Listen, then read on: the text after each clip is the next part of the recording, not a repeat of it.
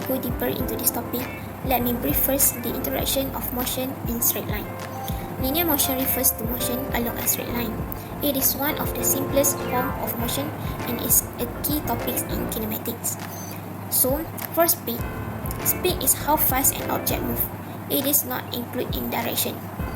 It was always positive during the motion.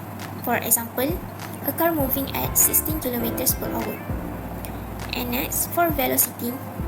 Velocity is a speed in a particular direction. It may be positive, negative, or zero during the motion. For example, a car moving at 16 km per hour to the north. Both speed and velocity is using the same unit SI in km per hour and meter per second. For the acceleration is the rate of change of velocity with time. It is an object that is accelerate if its speed or direction is changing. For instance, a car speeding up from 0 to 16 km per hour. Next is distance. Distance is a total path length traveled. It is using a scalar quantity. It is always positive and never decrease with time, and always greater or equal to the magnitude of displacement. If and only if a particle is moving along a straight line without any change in direction. For example, if you walk around a park for 500 meters, your distance is 500 meters. And next is for displacement. It is the change in a position. What we can say is the shortest distance between the initial and final. It is using a vector quantity that includes a position. It could be positive, negative, or zero and can decrease with time. For instance, if you walk 500 meters in a circle and end up where you started, your displacement is zero. So next is, there are two types of linear motion. One is uniform motion and second is non-uniform motion. The first one is uniform motion is when velocity constant. It means there are no acceleration. For non-uniform motion, when there is change in velocity, so that means there is an acceleration involved.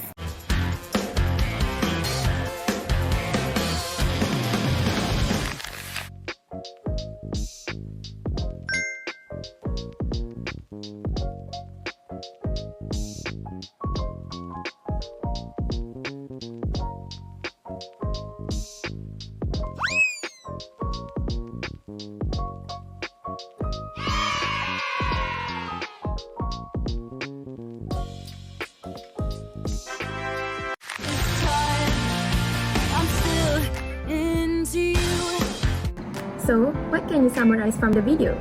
Let me explain to you the further details.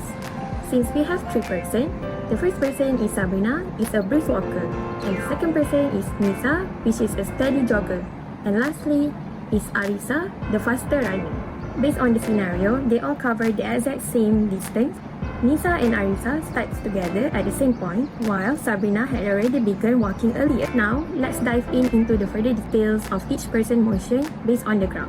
Let's start with Sabrina, the brisk walker. She starts earlier than the others. She is in steady pace for the whole journey, which she walks at a constant speed with no acceleration and no stopping. Let's move on to Nisa, the steady jogger. Nisa starts from rest, then she speeds up and keeps the speed steady for some time. Finally, she gradually slows down to a stop when she reached the end.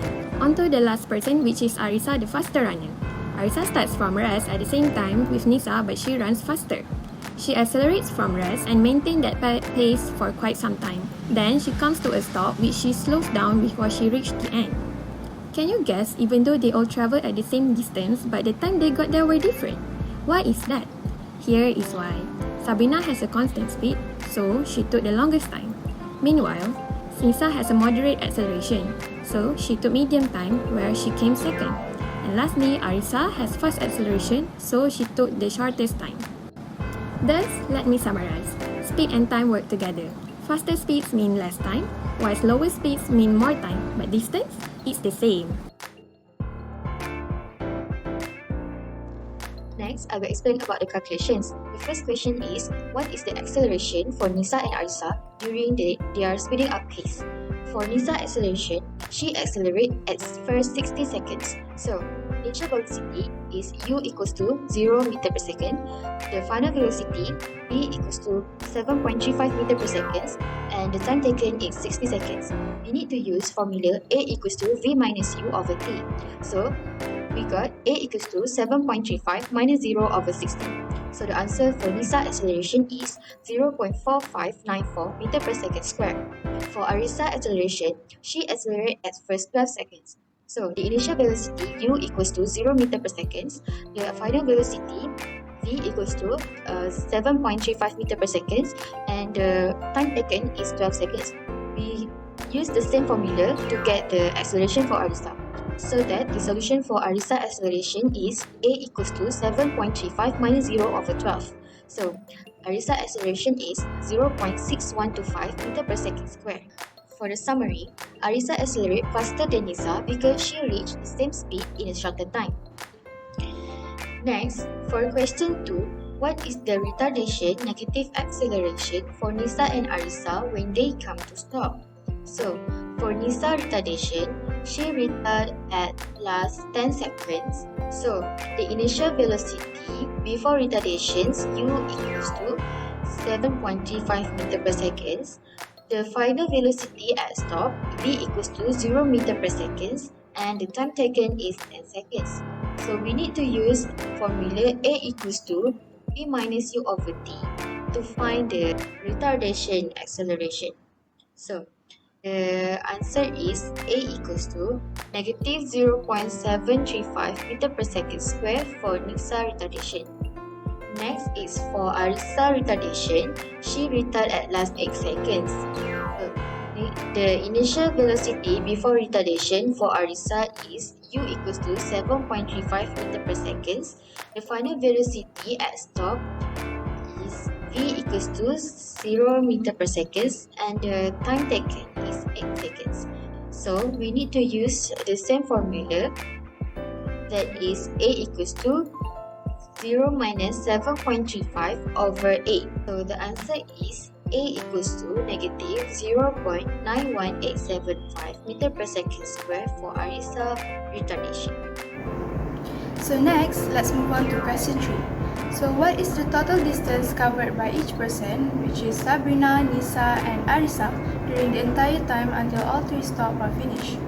So the total distance formula is given equals to area under the graph.